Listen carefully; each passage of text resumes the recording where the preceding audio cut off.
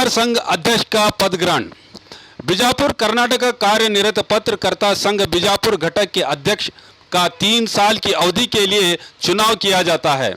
इसी के चलते 18 महीने पहले इस संघ का इलेक्शन किया गया था, जिसमें 2 अभ्यर्थी शरणु मसड़ी और सचेंद्र लंबू के बीच अध्यक्ष स्थान के लिए चुनाव किया गया था, जिसमें दोनों अभ्यर्थियों को बराबर वोट मिले थे, जिसके चलते अध्यक्ष स्थान को 2 अवधियों में बांटकर पहली अवधि के लिए दोनों के बीच ड्रॉ किया गया था, जिसमें पहली अवधि के लिए शरणु मसड़ी का नाम आया था। शरणु मसड़ी द्वारा अपनी पहली अवधि खत्म होने के बाद आज दूसरे अभ्यर्थी सचेंद्र लंबू को अध्यक्ष स्थान हस्तांतर किया गया है। इस मौके पर संघ के सभी डायरेक्टर्स, सदस्य और पदाधिकारी रहे मौजूद।